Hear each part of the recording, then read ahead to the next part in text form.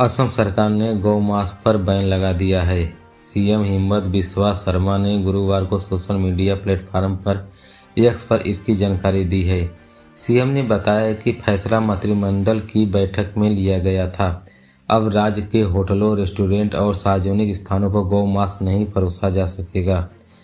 इस घोषणा के लिए जल संसाधन मंत्री पीयूष हजारे ने कहा कि कांग्रेस इस फैसले के स्वागत करे या पाकिस्तान जाए। दरअसल सामगुरी सीट पर उपचुनाव के लिए 13 नवंबर को मतदान हुआ था। 23 नवंबर को रिजल्ट आने के बाद कांग्रेस की हार पर सांसद रबीउल हुसैन ने भाजपा पर बीट बाजते का आरोप लगाया था।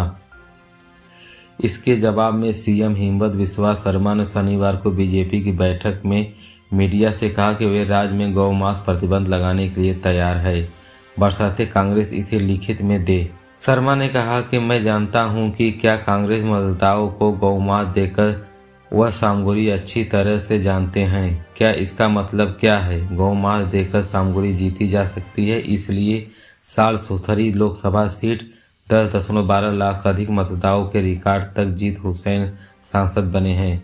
इससे पहले लगातार 5 बार सामूरी के विधायक रह चुके हैं। शर्मा ने कहा कि मैं रबीउल हुसैन करना चाहता हूं कि गौमांस पर प्रतिबंध लगाना चाहिए, क्योंकि उन्होंने खुद कहा है कि यह गलत है। उन्हें केवल लिखित देने की जरूरत है। भाजपा और कांग्रेस गौमांस के बारे में नहीं बोलना चाहिए। बीजेपी, एजीपी, सीपीएम कोई भी अफसर नहीं कर पाएगा और हिंदू, मुस्लिम, ईसाई सभी को गौश खाना बंद कर देना चाहिए। असम में गौ मांस का सेवन गैर कानूनी नहीं है, लेकिन असम मवेशी संरक्षक अधिनियम 2021 के उन क्षेत्रों को मवेशी वध को गौमांस की बिक्री पर प्रतिबंध लगाया है जहां हिंदू, जैन और सिख बहुसंख्यक के और किसी भी मंदिर के 5 किलोमीटर के दायरे में है। असम के मुख्यमंत्री हिमंत बिस्वा शर्मा ने 4 अगस्त को 3 बड़े ऐलान किए थे। पहला, यह जल्द ही असम की सरकारी नौकरी उन लोगों को मिलेगी असम में जो असम में पैदा हुए हैं। दूसरा, लव लिहाज के मामले की दोषी उम्र कैद की सजा दी जाएगी। देवेंद्र फडणवीस महाराष्ट्र के अगले मुख्यमंत्री होंगे। फडणवीस ने शिवसेना के एकनाथ शिंदे, एनपीसी लीडर अजित पवार के साथ राज्यपाल सीपी रामकृष्णा के सामने सरकार बनाने का दावा पेश किया। इस दौरान भाजपा के विजय रूपाणी और निर्मला सीतारमण भी मौजूद थे। इसके बाद फडणवीस, शिंदे और पवार ने एक प्रेस कॉन्फ्रेंस की। फडणवीस और शिंदे दोनों ने कहा कि कितने और कौन कौन मंत्री शपथ लेंगे, इसकी जानकारी दे दी जाएगी। शपथ ग्रहण का कार्यक्रम कल 5:30 बजे आजाद मैदान में होगा। फडणवीस ने कहा कि प्रधानमंत्री मोदी की मौजूदगी में यह कार्यक्रम होगा। महायुति की प्रेस कॉन्फ्रेंस के बाद देवेंद्र फडणवीस सीएम हाउस पहुंचे। यहां उनकी एकनाथ शिंदे के साथ 45 मिनट मीटिंग हुई। सूत्रों ने दावा किया है एकनाथ शिंदे डिप्टी सीएम बनने को तैयार हो गए हैं, लेकिन अभी तक वह गृह मंत्रालय के लिए अड़े हैं। मीडिया ने सवाल पूछा कि शिंदे और पवार डिप्टी सीएम शपथ लेंगे। इस पर अजित पवार ने कहा कि कोई ले रहा है या नहीं ले रहा है अलग बात है। इन लोगों को शाम को तय हो गया कि मैं कल शपथ ले रहा हूं। यह तय है कि शिंदे ने कहा कि अजीत दादा दिन और रात शाम को शपथ लेने का अनुभव है। देवेंद्र फडणवीस ने कहा कि हम तीनों नेता एक हैं। डिप्टी सीएम और सीएम सिर्फ तकनीकी पद है। कौन कौन शपथ लेगा ये शाम तक पता चल जाएगा। कौन कौन शपथ लेगा ये शाम तक बता दिया जाएगा। मैंने एकनाथ शिंदे सरकार के शामिल होने के डिप्टी सीएम बनने का अनुरोध किया था। एकनाथ शिंदे मुझे क्या मिल रहा है यह सवाल नहीं था। हमारे मन में सिर्फ यह भावना थी कि महाराष्ट्र को क्या मिला, इस पर हमने काम किया। महायुति को कोई ऊंची नीची नहीं है, सब ठीक है। पिछली बार देवेंद्र फडणवीस जी ने मेरे नाम पर सिफारिश की थी, इस बार मैंने उनका नाम मुख्यमंत्री के तौर पर ले रहा हूं। इससे पहले भाजपा विधायक दल की बैठक में देवेंद्र फडणवीस को नेता चुना गया। इसके बाद फडणवीस मुख्यमंत्री आवास पर वर्षा पहुंचे।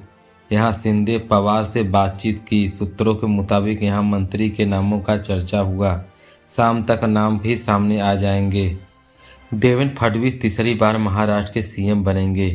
मुख्यमंत्री के पद के लिए चल रही रस्साकसी के बीच दैनिक भास्कर ने 25 नवंबर को ही बता दिया था कि एकनाथ शिंदे को मुख्यमंत्री पद बनाया जाएगा। देवेंद्र फडणवीस पहले भी 2 बार मुख्यमंत्री रह चुके हैं। इस पर बीजेपी महाराष्ट्र के सबसे ज़्यादा 132 सीटें हैं, जहां श्रेय फडणवीस ही दिया जा रहा है। ग्रेटर नोएडा में 0 पॉइंट पर पंचायत प्रमुखों की पुलिस अफसरों से बातचीत हुई। इसके बाद पंचायत प्रमुखों ने कहा कि आज धरना 0 पॉइंट पर जारी रहेगा। कल संयुक्त मोर्चे की मीटिंग के बाद निर्णय लिया जाएगा कि धरना 0 पॉइंट पर चलेगा या दलित प्रेरणा स्थल पर।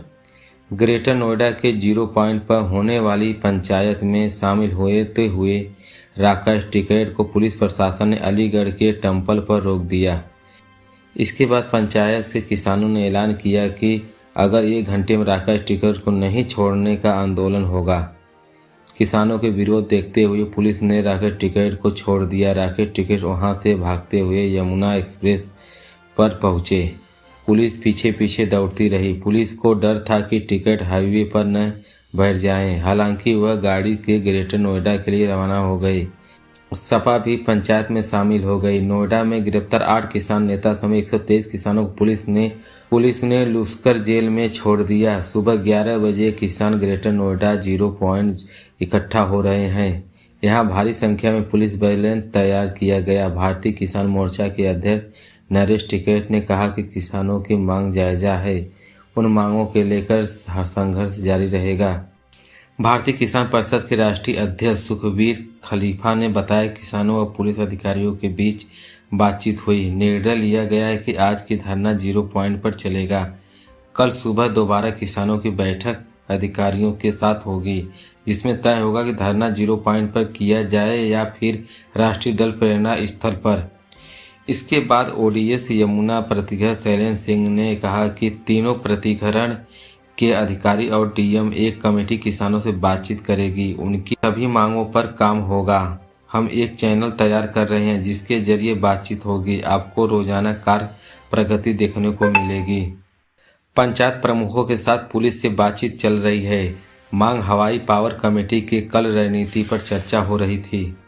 भारतीय किसान परिषद के राष्ट्रीय अध्यक्ष सुखबीर खलीफा, भारतीय किसान यूनियन पवन खटाना समेत सभी 123 किसानों को पुलिस ने छोड़ा। राष्ट्रीय दल प्रेरणा स्थल पर धरना दे रहे किसानों के कल अरेस्ट हुई थी। उन्हें जबरन लुस्कर जेल में भेजा गया था, जिसमें 8 किसान नेता समेत 123 किसान शामिल थे। इन सभी को छोड़ दिया गया। इन किसानों को छुड़वाने के लिए महापंचायत आयोजित की गई थी। ऋषि महापंचायत में राकेश टिकैत को आना था, लेकिन अभी तक वह टेम्पल में ही है। हापुड़ में किसानों की पुलिस ने झटपट हो गई। दिल्ली लखनऊ हाईवे पर पिपलुआ स्थित हिजारी टोकन टैक्स पर सीओ जितेंद्र कुमार को रोक दिया गया था। आक्रोशित हो गए थे किसान नेता ने कहा कि जिला प्रशासन तभी बातचीत होगी जब हमारे सभी साथी जेल से बाहर आ जाएंगे। महापंचायत में शामिल होने जा रहे किसान नेता राकेश टिकैत को टेम्पल पुलिस ने रोक दिया था। इसमें गुस्साए किसान टेम्पल थाने पर पहुंच गए थे। यहाँ घेराव करने लगे, धरने पर बैठ गए। पंचायत की चेतावनी है कि पुलिस ने उन्हें छोड़ दिया। अब राकेश टिकैत थाने से निकलकर यमुना एक्सप्रेस पर चढ़ गए हैं। भारतीय किसान यूनियन युवा मोर्चा राष्ट्रीय अध्यक्ष चौधरी गौरव टिकैत ने नोएडा के चल रही किसानों पंचायत की पहुंचकर मोर्चा संभाल लिया। उन्होंने उत्तर प्रदेश मुख्यमंत्री को संबोधित करते हुए कहा कि भोले भाले सीधे साधे किसानों का अत्याचार करते हुए आपकी सरकार के साथ आपकी छवि धूमिल हो रही है। दुखी किसानों के बच्चे युवा दिशा विहीन हो रहे हैं। दिल्ली तो नज़दीकी है, पर क्या मैं लखनऊ भी यात्रा करनी पड़ेगी तो करूंगा। उन्होंने दुख प्रकट करते हुए सरकार को चेतावनी, कल निर्दोष किसानों को धरने अवैध तरीके से उठाकर जेल में ठूस दिया गया। इतनी तानाशाही ठीक नहीं है। पुलिस ने किसान नेता राकेश टिकैत महापंचायत के जाने से रोक दिया था। टेम्पल पुलिस ने उन्हें रास्ते में रोक दिया। वह उन्हें पंचायत नहीं जाने दे रहे थे। इस दौरान किसान पुलिस कर्मियों ने बहस हो गई थी।